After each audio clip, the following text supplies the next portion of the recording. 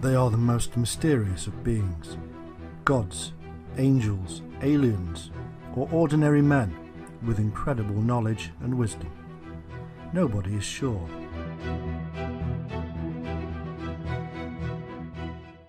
The culture of Mesopotamia is rich and complex. Historians have been slowly unravelling their secrets.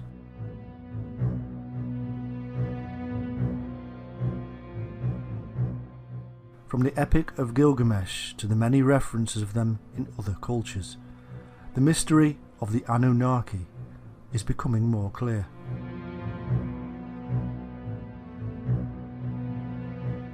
To Western eyes, their ways are strange.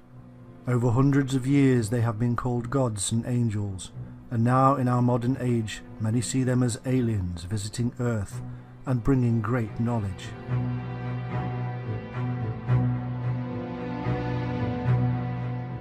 The truth of their real origin and purpose is much more bizarre and amazing than anything previously believed.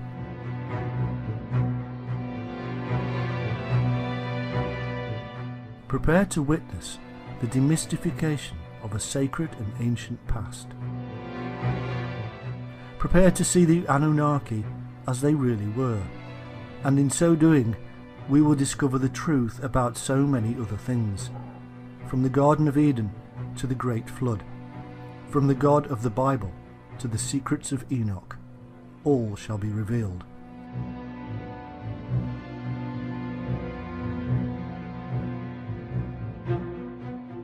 In truth, the Anunnaki are a group of ancient Mesopotamian deities. They are to be found in Sumerian, Akkadian, Babylonian and Assyrian cultures. The exact numbers, descriptions and roles all contradict each other. According to the earliest Sumerian texts, the Anunnaki were the most powerful of gods in the rich pantheon and were descended from An, the greatest of the gods.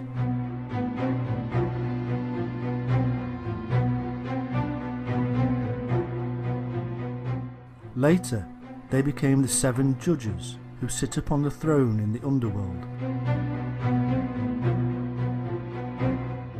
They remained this way for some time, even in the Epic of Gilgamesh.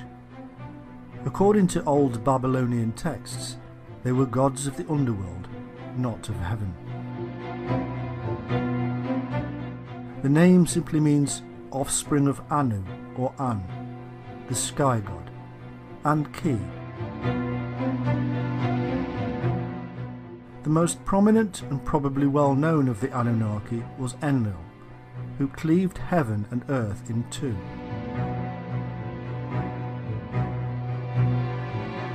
Anu decided to take the heavens and left the earth to Enlil and Ki.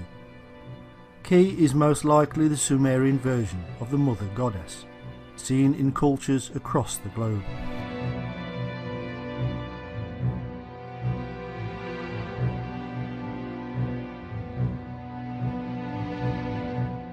The physical evidence of worship of the Anunnaki is scarce. Most of what we know comes to us from texts. It appears that each of the Anunnaki were worshipped separately in individual cults, and because of this, no evidence of them as a group has been found. No image of them all together. As such, the practices of worship of the Anunnaki is thin on the ground.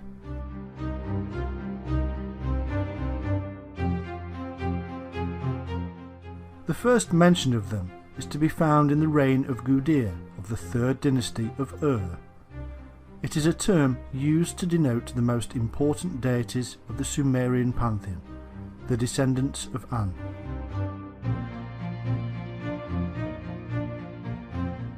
Exactly which deities were members of the group referred to as the Anunnaki is difficult to know. There is no complete list of them that survives. One of the texts mentions 50 or so members of them associated with the ancient city of Eridu, and yet when we read of the descent of Inanna into the underworld, there are only 7. They are judges who condemn her to death.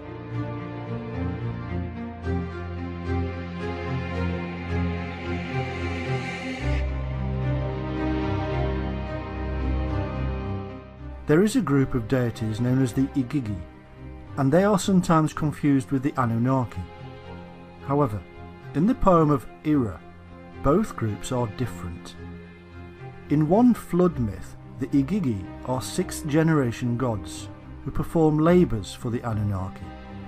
However, after 40 days they revolt against their masters, and so Enki, one of the Anunnaki, replaces them with humans.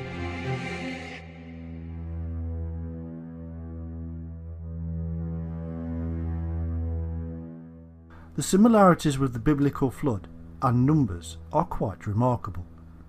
It is obvious that Mesopotamian myths heavily influenced or were the origin of much of the biblical Old Testament.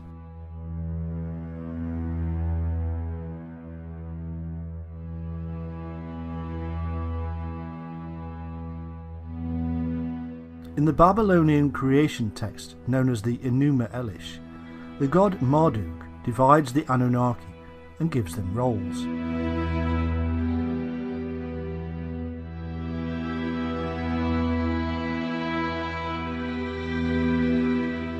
"300 in heaven and 300 on earth." As a thank you, the Anunnaki built Esagila as an abode for Marduk, Enlil and Ea. When they had finished, they built themselves shrines.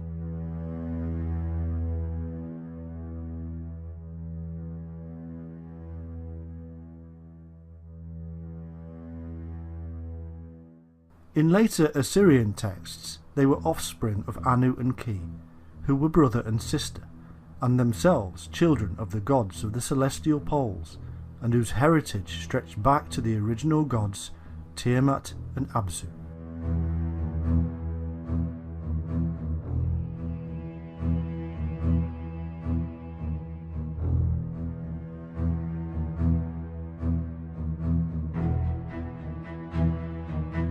Here we begin to see clues to the use of these deities as names for the bodies in the sky, the stars that shine above.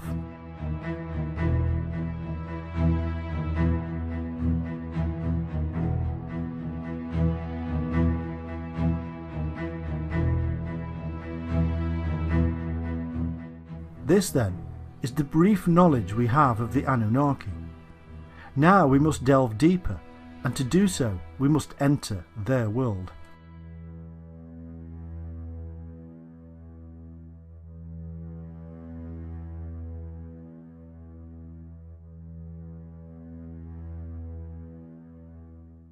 Appearing out of nowhere, and at least as early as the 5th millennium BC, the earliest known civilization, the Sumerians of Sumer in Mesopotamia, was initially a non-Semitic culture.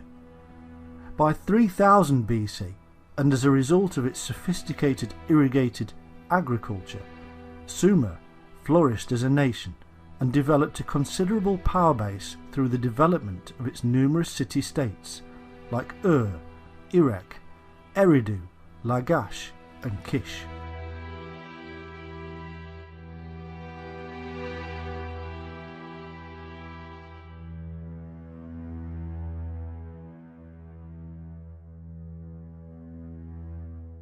It is said that the Sumerians invented cuneiform writing and were way ahead of their time, having advanced knowledge in music, poetry, art, mathematics, astronomy and science.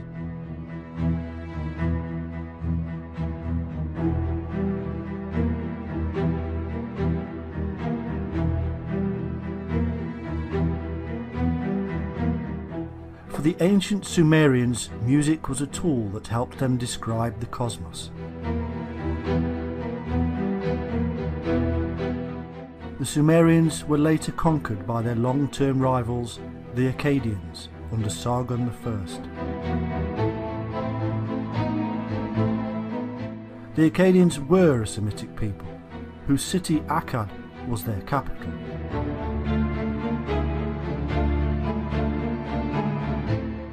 After 2000 BC, Sumeria Akkad declined as a nation and was later absorbed by the expanding empires of Babylonia and Assyria.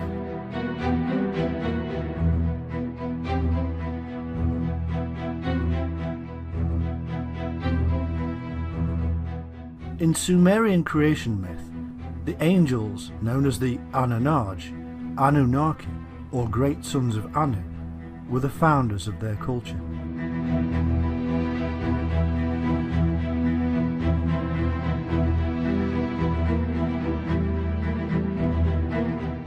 The names Angel, Anunnaki and Anakim have much in common. They are indicative of the ancient ancestors who brought the secrets to the rest of the world.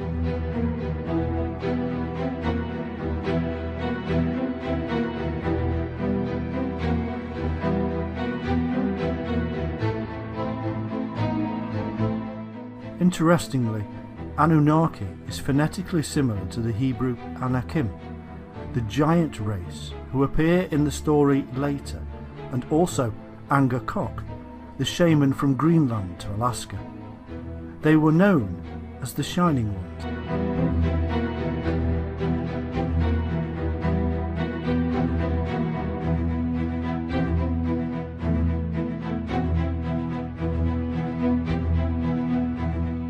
The earliest accounts of the Shining Ones can be found in four principal sources.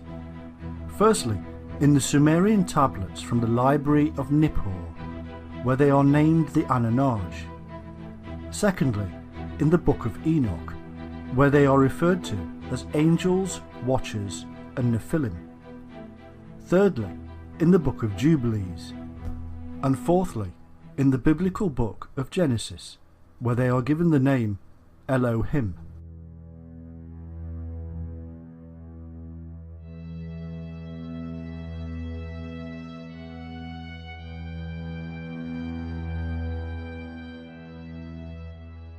The Sumerian El is usually translated as God, but the feminine Elohim is the plural of El. In Genesis, the phrase Ah Elohim is also used, meaning the Elohim.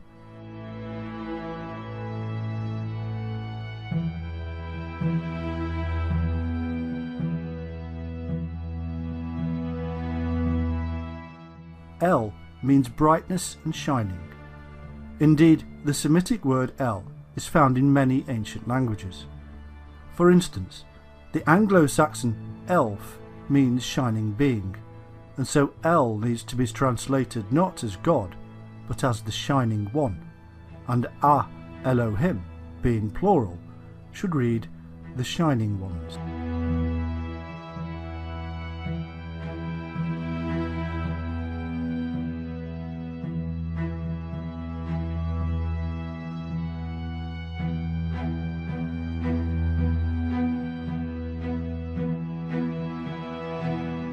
We find that this is the most commonly used term in the Old Testament for God, and indeed all other gods, as the scribes even recognised other gods at that time.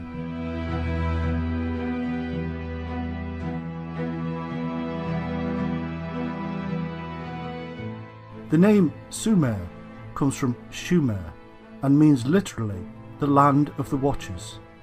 It is none other than the ancient biblical land of Shinar, which amazingly means the place of the Shining Ones.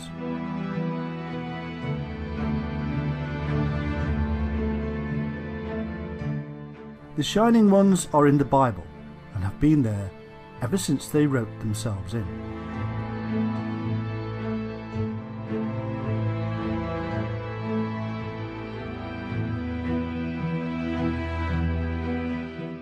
Elohim is usually translated incorrectly as Lord, and if you read the Bible and replace Lord, and don't forget about the added words, with Shining Ones, you will see a remarkable difference.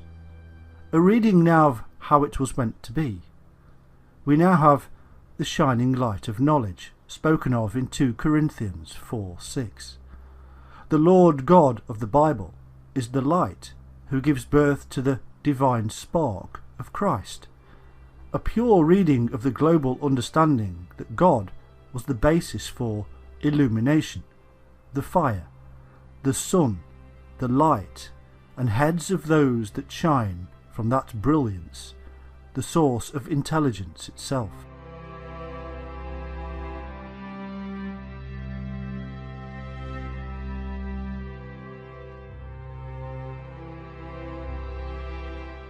Anu, or An, was the chief sky sun god, and means shining.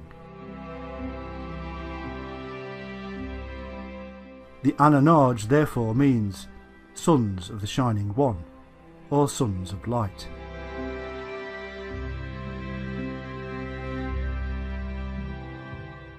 In Ireland, the term for shining was Ain. There may be a connection here with the Tuatha De Danann, the Shining Ones of Ireland, and the serpent cult that St. Patrick had removed from the Emerald Isle.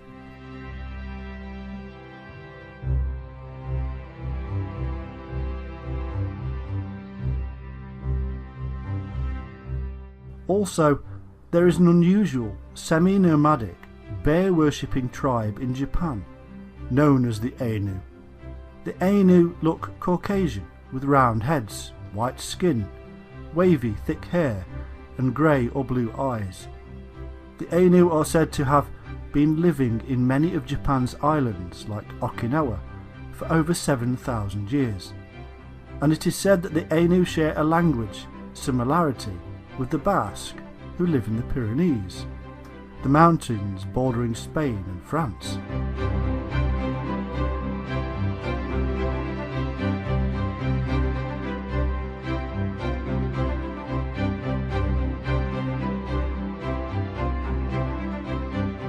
Also interesting is the fact that in these Ainu regions a number of stone circles have been found with a slender, upright stone in the centre, similar to those found in the British Isles and elsewhere.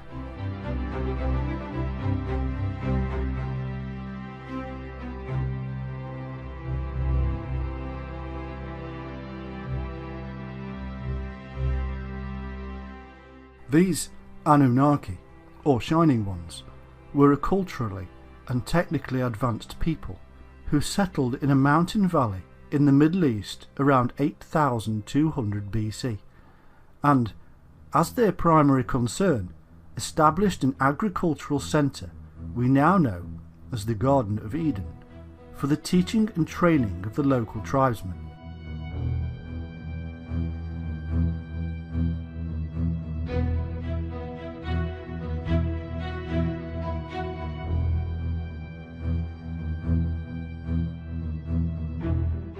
They were described as the shining countenanced lords of cultivation, elevated to gods.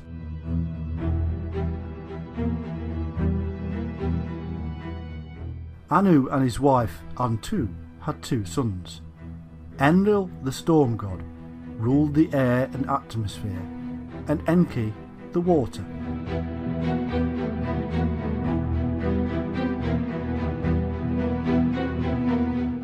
Enki is also the wise teacher known as Ea or Oannes, who led the fish beings that came from the sea, or indeed from across the sea.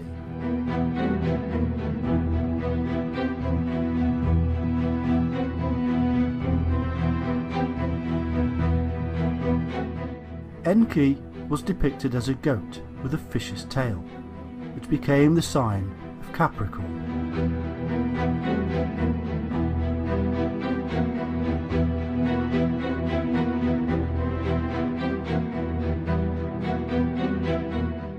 Enki or Ea's consort was Ninki or Damkina, and their children were Marduk and Nanch. Enlil, also known as Bel or Baal, and whose patron city was Nippur, later ruled in Anu's name. Ninlil or Ninkar Shag ruled the earth. The early Sumerians described themselves as constantly nourished by the milk of Ninkarshag, the great Mother Moon goddess. The Syrians knew her as Atargatis, the mermaid.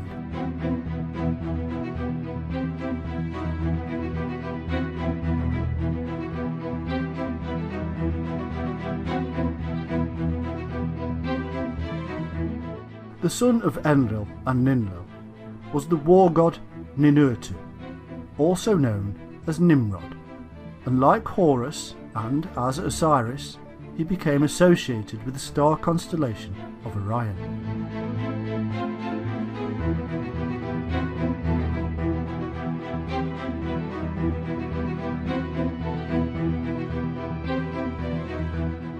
We also have Nana, who was the moon goddess, and Utu, a sun god, also known as Ogmash and Shamash. It was Shamash who later given the 29 laws to King Hammurabi.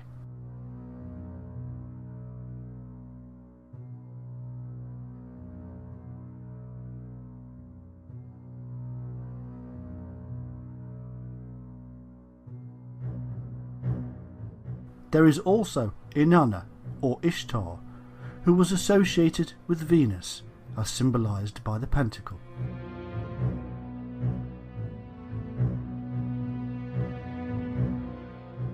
The texts that we have on the Sumerian deities vary.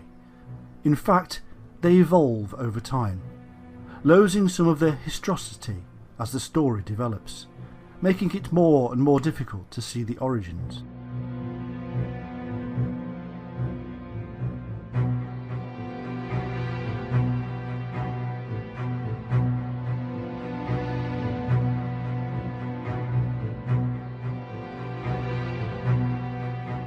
Trying to bring clarity to the tales of Sumerian and Mesopotamian deities is like trying to learn Mandarin backwards. However, due to the names we are given, such as Enki for instance, who is identified with Ea and Oannes, we're being led to cross-reference the Anunnaki with the fish beings, who seem to have come ashore in Sumeria from the Red Sea and the Persian Gulf, and at a time which is now lost in antiquity.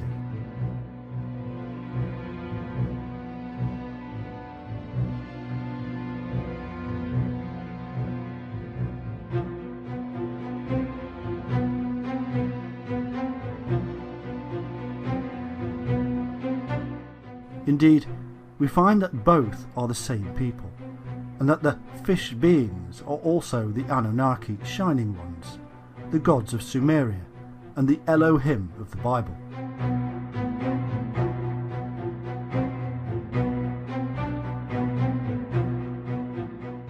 And when we then cross-reference these fish beings with the Neta gods and the Shemshu or Aku, and whom it is said appeared in Egypt from a submerged island, we also have to include the origins of the Hindu Naga serpent deities, who also came from a lost island.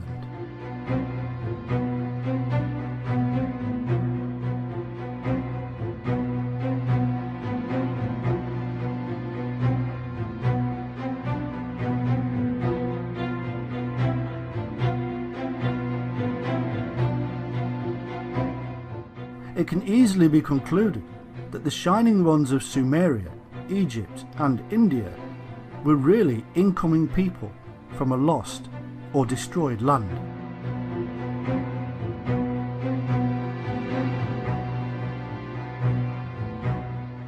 These connections allow us to piece together their story and see a little more of their historical territory, much of which has been lost or deliberately hidden from us.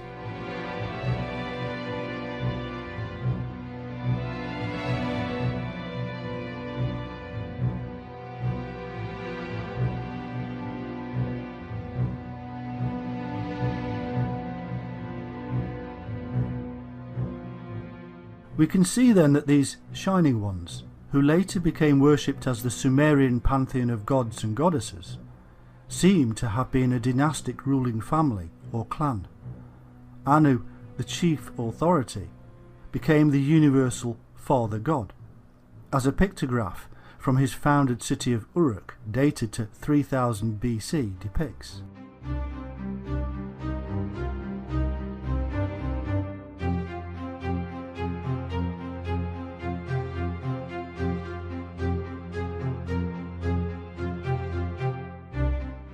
The lineages of all these deities are mixed, with sisters, wives, mothers, fathers, brothers and sons, intermingling and confusing the whole thing.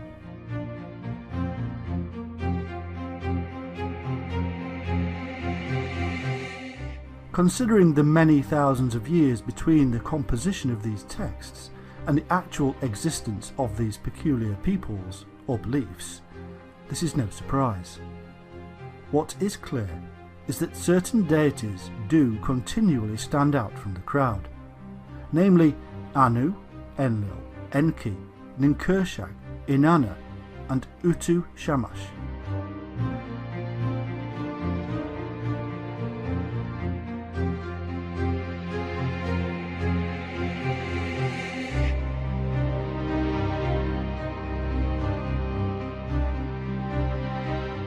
And that the form and structure of these deities would go on to spawn Egyptian, Greek and Roman pantheons for centuries, if not thousands of years.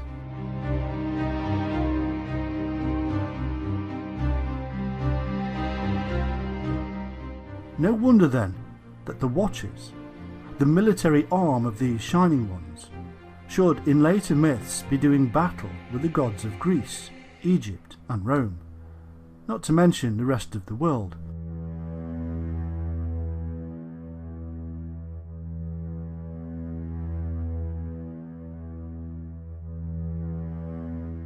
Just as the fallen insurgent Nephilim or Watchers do battle with their own ruling family of Shining Ones in the Bible.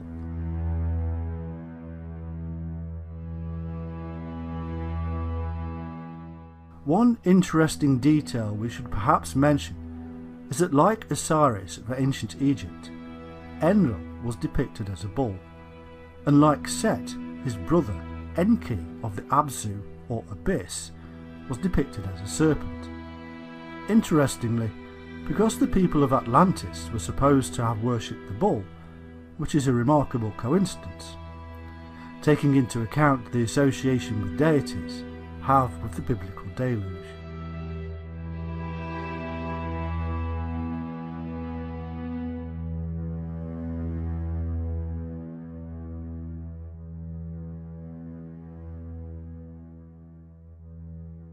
It is said that Enlil, who took over as the leader of the Shining Ones, lived for thousands of years. But those who use this to show that these Shining Ones were special beings that originally came from another world or even another dimension forget one thing, that Enlil was a term used for the leader and was thus passed on like the term king or pharaoh is passed on.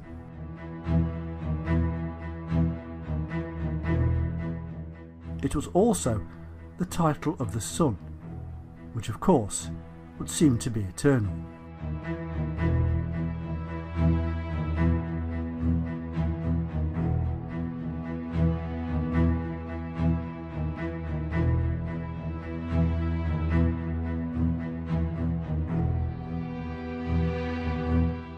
Part of the Sumerian creation myth states, at Karsag, where heaven and earth met, the heavenly assembly, the great sons of Anu, arrived, the many wise ones.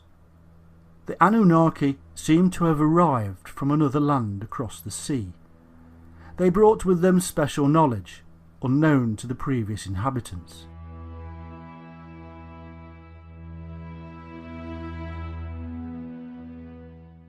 It is said, mankind learned from the Shining Ones. They set things in order.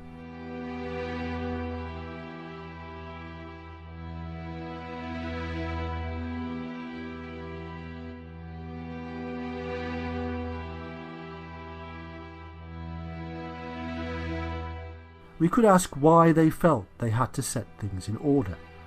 Perhaps this order has something to do with the chaotic aftermath of a global calamity that had destroyed their homeland, according to the accounts. A flood, for instance, that appears in myths across the world.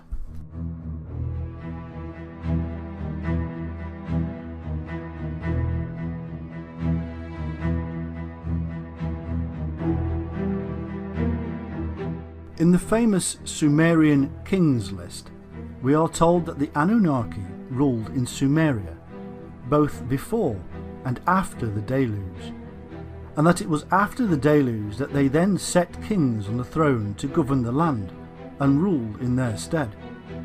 However, if we are to believe the accounts given of the fish beings, we are also told that these shining ones had first come ashore from their submerged land after a similar catastrophe, an earlier one than the deluge related in the Bible and other sources.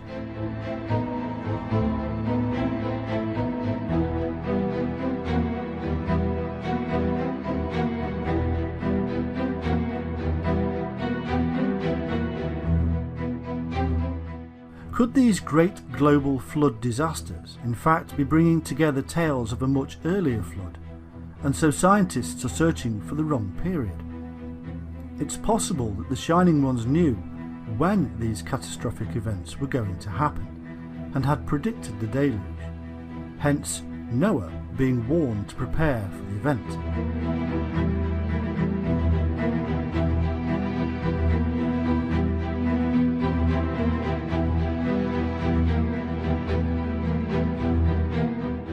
This theory is supported by the information encoded in various sources, which lead us to the symbol of the Ouroboros snake and its deeper meaning. It is as if, again, these people had profound knowledge of cycles, and in particular the 25,800-year Processional Cycle, which was believed to have begun with the tilting of the Earth from its upright position.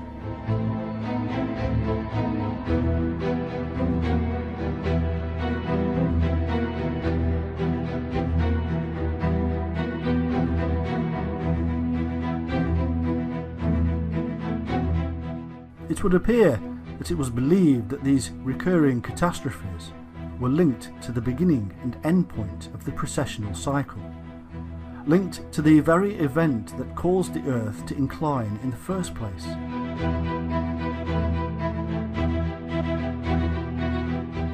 This does not necessarily prove that the Earth's axis was once upright.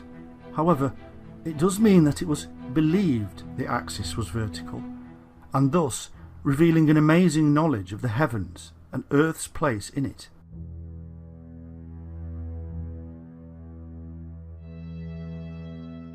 There is evidence that the ecliptic centre was the abode of the Father God, as this was actually named Anu, as well as the Eye of Ra by the ancient Egyptians.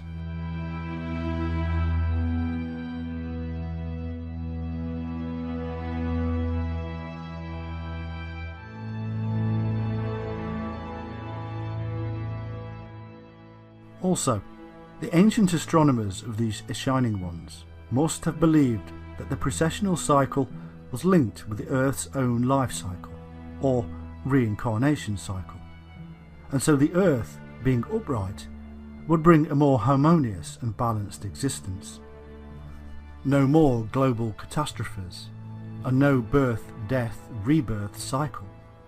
In other words, the Earth, like the spiritual man who seeks to come off and out of the reincarnational cycle, and all cycles for that matter, would have been seen to be in the perfect position and the perfect spiritual condition.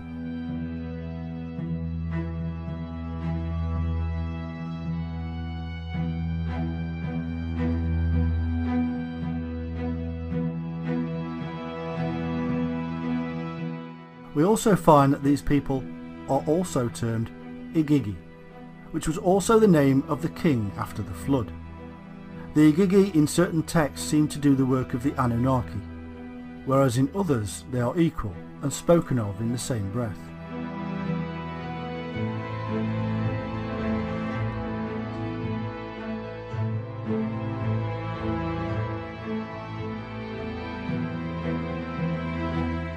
In the Epic of Anzu, the Igigi are superior in the sense that the Anunnaki are of the Abzu, or the deep. This, of course, must remind us of the Hindu ideas of the Naga, serpent deities who reside in the deep, and are no less holy for it.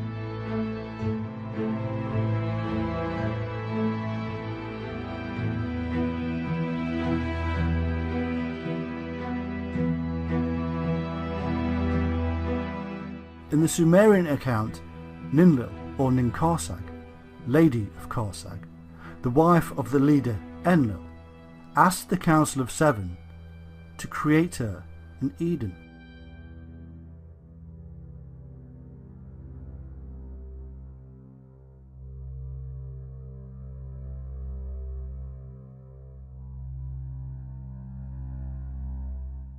This is the very same Eden, or plateau, as in the Bible myth, and the Council of Seven is the same as the 7 archangels, or messengers of the Bible, who came down from heaven, or the mountain, or cosmic sky.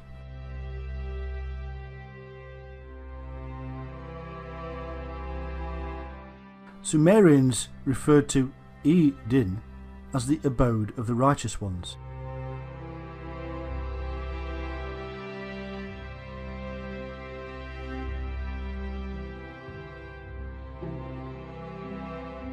The tree of life and the tree of knowledge that stood in this Garden of Eden are the secrets of the Shining Ones, secrets which will stay with them for thousands of years, to be told only to the highest shaman, adept, priest, avatar or prophet.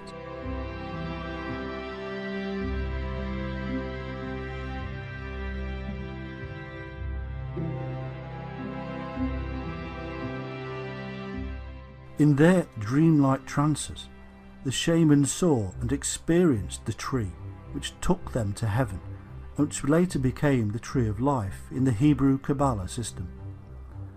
And, as if reflecting the 7 chakra levels of the human spinal column, and the processes involved with one's own access to the knowledge within, the Sumerians built their towers or ziggurats with 7 levels, as attempts to build closer to heaven, to be like the mountains, and link them with the earth, as in the dream of Jacob's ladder.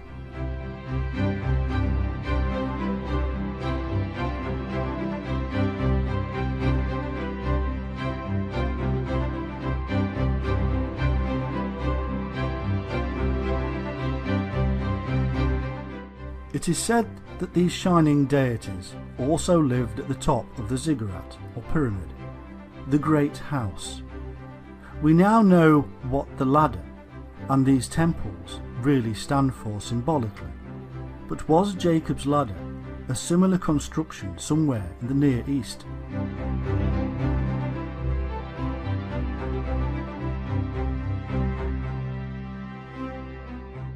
Jacob was in fact the father of the 12 tribes, and as such, the father of the zodiac.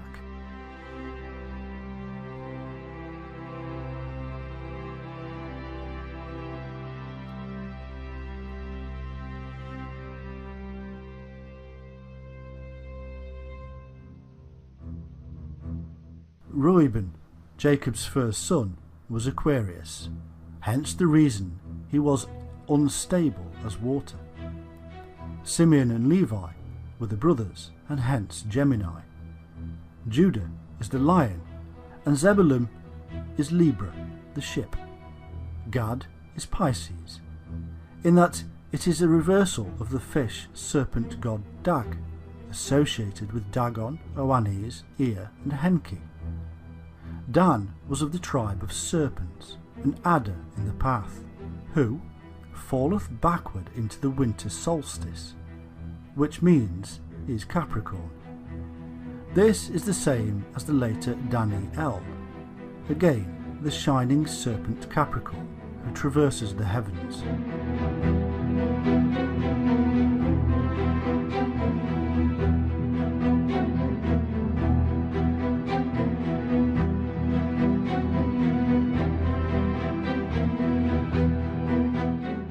can now see that most of these myths and stories are mere transliterations of astro-theological ideologies associated with the zodiac, and also the processional cycle, which can be used as means to find relevant periods in history.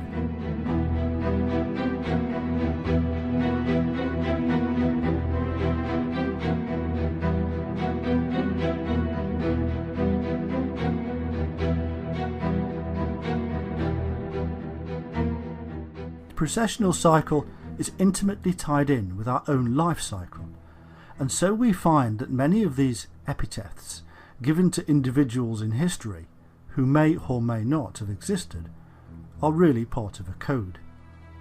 This shows that the later leaders and their priesthoods, who were spiritual and godly, and also knowledgeable in astronomy, were related to the Shining One sect, and even received their knowledge and authority from the Shining Ones. They associated the Shining Ones with the solar and celestial bodies, which they studied.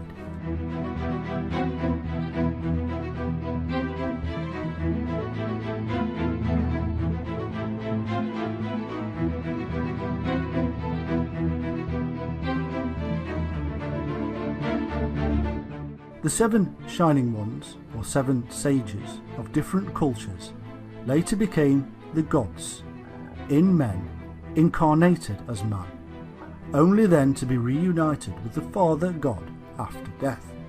This is basically the Christian myth. It is the celestial bodies being written down in human form, a pantheon of 7 and corresponding with the 7 planets in the heavens.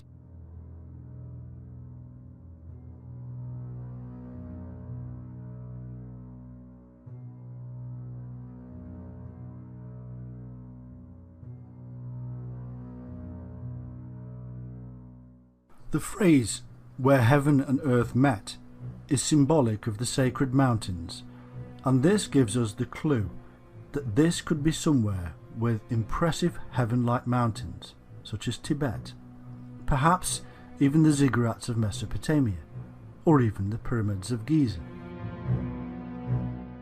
Seeing as these temple constructions are based on the shamanic world mountain,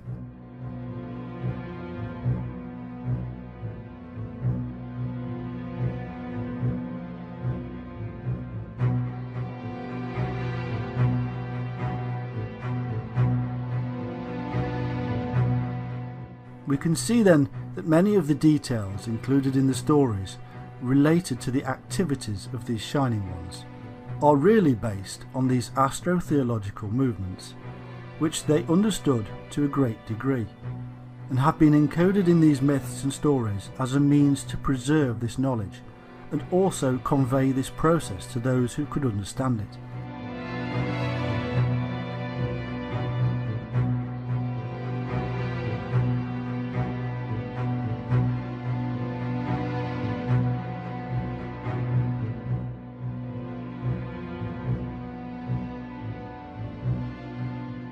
They added encoded information, which also makes these stories somewhat confusing.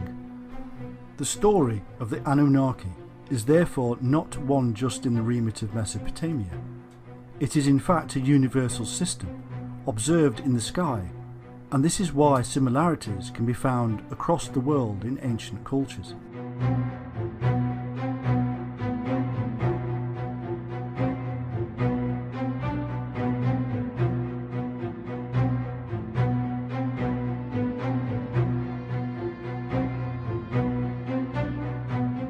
The biblical flood myth matches that found in Sumerian Epic of Gilgamesh, and ends with the Tower of Babel in Babylon, which was part of the Sumerian Empire. This shows that the secret knowledge associated with the Shining Ones ended up, and at that time, in Babylon, and then moved on from there.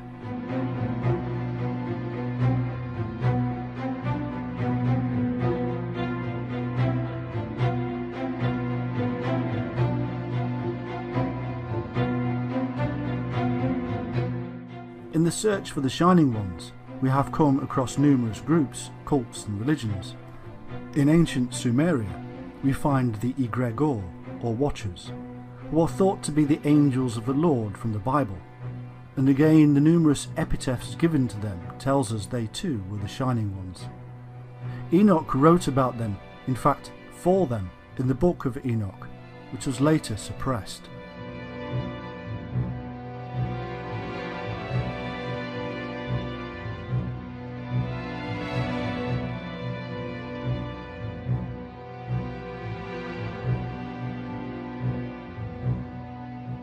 In the Bible and the book of Enoch, these shining ones are called angels, archangels, or cherubim.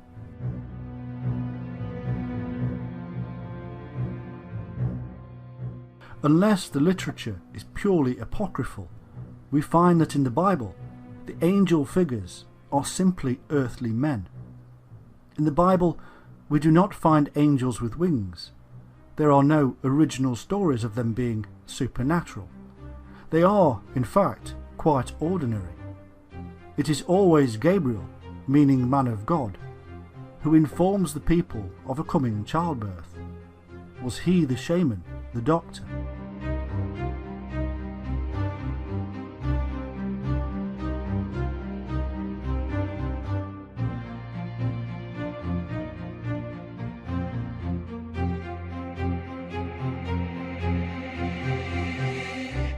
Michael is the warrior and protector, accompanied by angels wielding swords. Each and every one of them has their own specific duty, an earthly duty. People with titles, angelic titles, as messengers and ambassadors of God, just like the early shaman.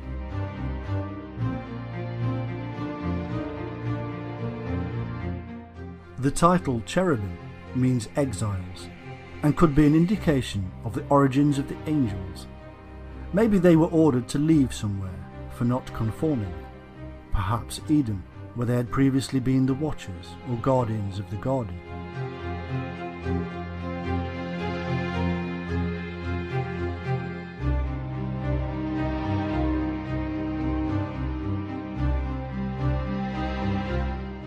In Genesis 4:16, the land of Nod is symbolic also of the people of Israel, as Nod means wandering. It is not much of an extrapolation to assume that the priesthood were also wanderers.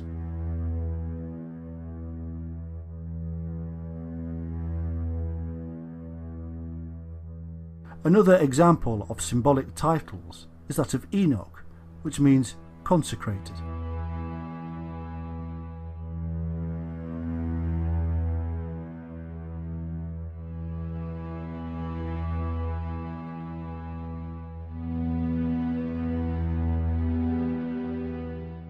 When Cain and his wife bore Enoch and built a city called Enoch, we have the people of Cain being consecrated before God.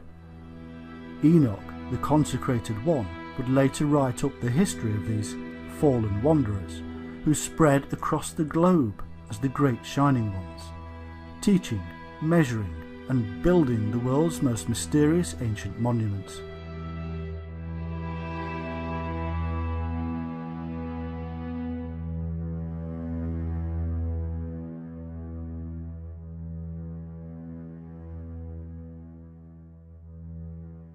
Of course, we must not forget the seraphim of Numbers 21:6 and elsewhere. These are not mystical beings. They have hands, a face, legs, but they do have powers from God, because they are in the light, and they have the symbolic wings of the early shaman, the bird of flight, the dreamtime trance ability to fly.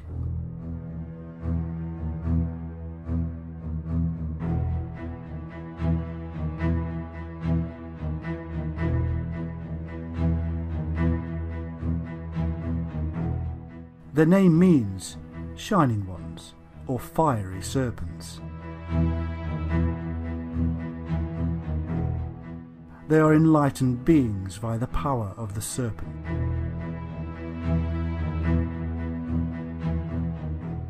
Mystical Jewish literature tells us that the angels can fly, tell the future, shapeshift, speak Hebrew, and are emanations of the divine shining light.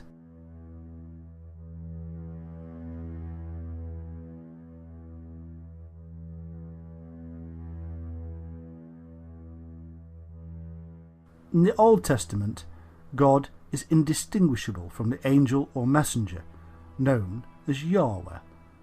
He looks the same and acts as his representative. There is no difference here from the Babylonian, Egyptian and shamanic practice.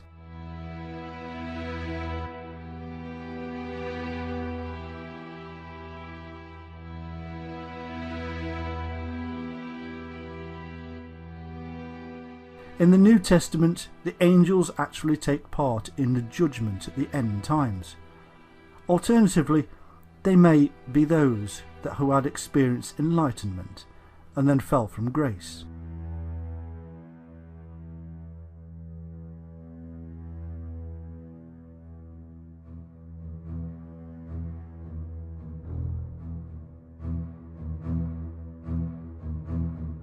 We are told that the Nephilim, or Watchers, began to mix with the indigenous people. These were the angels who seem to have been the military arm of these Shining Ones, and who were initially employed to guard the Garden of Eden.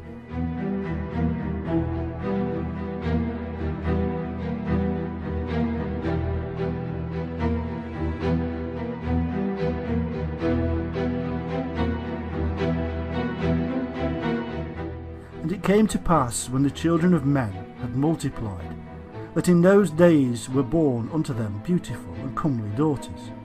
And the angels, the children of heaven, saw and lusted after them, and said to one another, Come, let us choose us wives from among the children of men, and beget us children.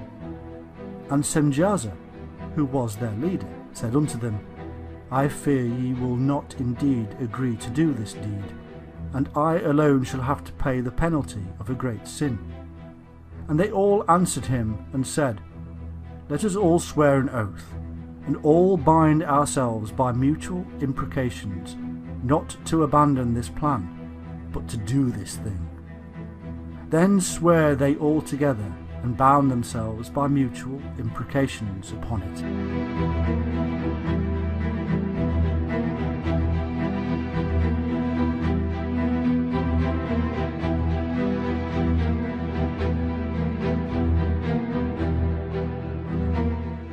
From this union, a hybrid race was produced, a race of giants, so we are told.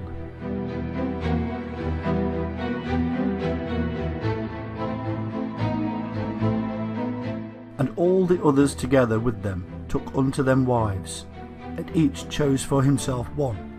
And they began to go into them, and to defile themselves with them. And they taught them charms and enchantments, and the cutting of roots, and made them acquainted with plants. And they became pregnant, and they bare great giants, whose height was 3,000 ells, who consumed all the acquisitions of men. And when men could no longer sustain them, the giants turned against them, and devoured mankind. And they began to sin against birds and beasts and reptiles and fish, and to devour one another's flesh, and drink the blood. And then the earth laid accusations against the lawless ones. And then Michael, Uriel, Raphael, and Gabriel looked down from heaven, and saw much blood being shed upon the earth, and all lawlessness being wrought upon the earth.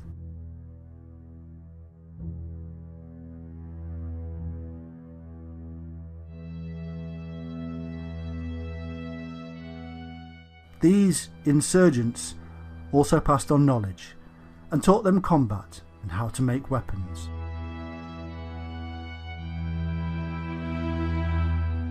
And Azazel taught men to make swords, and knives, and shields, and breastplates, and made known to them the metals of the earth, and the art of working them, and bracelets, and ornaments, and the use of antimony, and the beautifying of the eyelids, and all kinds of costly stones, and all colouring tinctures. And there arose much godlessness, and they committed fornication, and they were led astray, and became corrupt in all their ways. Semjaza taught enchantments and root cuttings. Armoros the resolving of enchantments, Barachgal taught astrology, Kokabel the constellations, Ezequiel the knowledge of the clouds, Araquiel the signs of the earth, Shamshiel the signs of the sun, and Sariel the course of the moon. And as men perished, they cried, and their cry went up to heaven.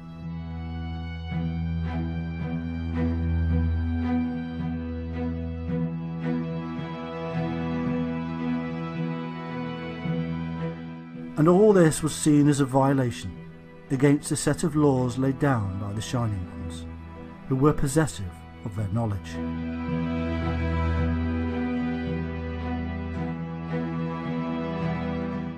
Thou seest that Azazel hath done, who hath taught all unrighteousness on earth, and revealed the eternal secrets which were preserved in heaven, which men were striving to learn, and Semjaza, to whom thou hast given authority to bear rule over his associates. And they have gone to the daughters of men upon the earth, and have slept with the women, and have defiled themselves, and revealed to them all kinds of sins. And the women have borne giants, and the whole earth has thereby been filled with blood and unrighteousness.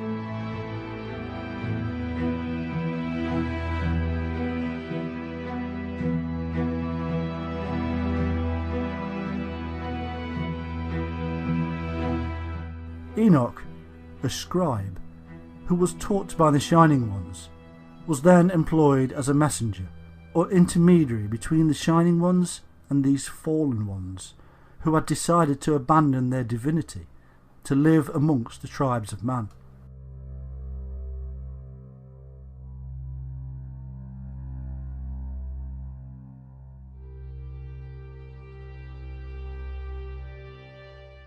Enoch was then sent to tell the insurgents that a severe sentence had been passed on them, and that they were soon to be punished.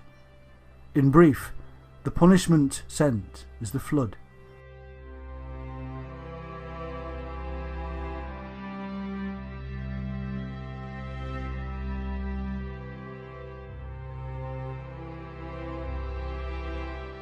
It is as if the Shining Ones wanted to wash away the sins of the earth that had been created by their own kind, the fallen ones.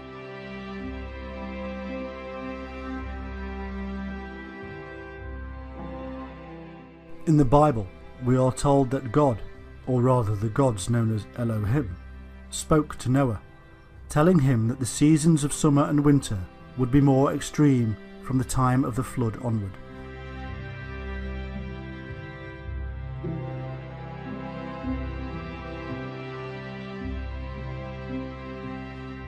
This both supports and is supported in turn by the book of Enoch, which states how, in those days Noah saw that the earth had sunk down, and that destruction was nigh.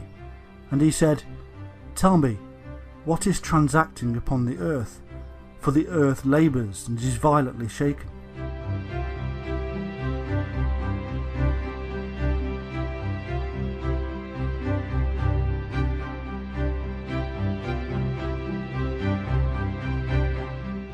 In the King James Version of the Bible we find this: Behold, the Lord maketh the earth empty, and maketh it waste, and turneth it upside down, and scattereth abroad the inhabitants thereof. The earth shall reel to and fro like a drunkard.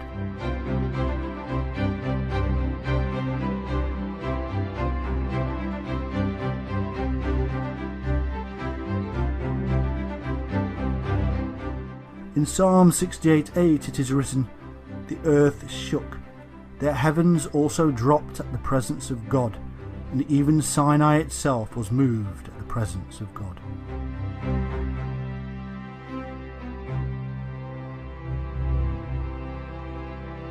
The heavens dropping would mean that to the observers in the Sinai region, the earth beneath their feet was tipping relatively upward and northward. In his written book, Timaeus and Critias, Plato describes an awful catastrophe in which the earth moved forwards and backwards, and again to right and left, and upwards and downwards, wandering every way in all 6 directions. But as many scholars and researchers have now acknowledged, the God of the Bible and his angels are said to be the Sumerian Anu and his sons and entourage, the Anunnaki or Shining Ones, who are reported to have landed in Mesopotamia and there created the Garden of Eden. And so we must now draw a conclusion. When we first started out in this task of discovering the Anunnaki, we found a complex and mystifying series of tales that seemed to make little sense.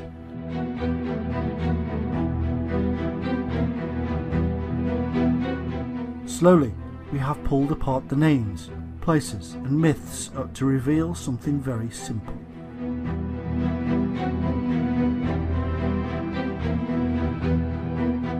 Many thousands of years ago, something catastrophic occurred, and a highly knowledgeable and wise people fled.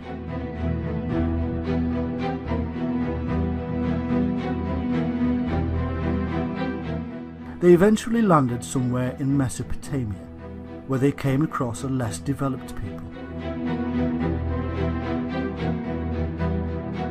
Civilization emerged as the new people taught their new people how to build, mathematics, astronomy, agriculture, and much more.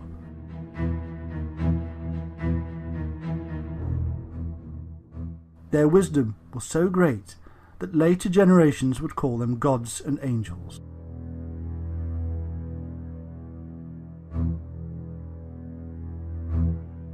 They had descended from the shining heavenly host, but divisions set in as the two cultures bred and made the bloodline less pure.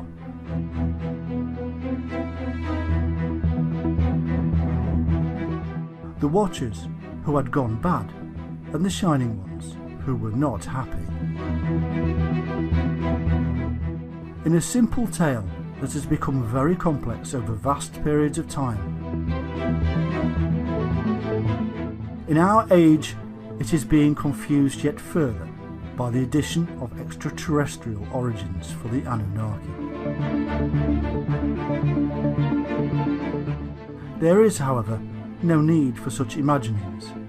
There is simply a need to understand the time, culture, belief systems and mind of our very human ancestors.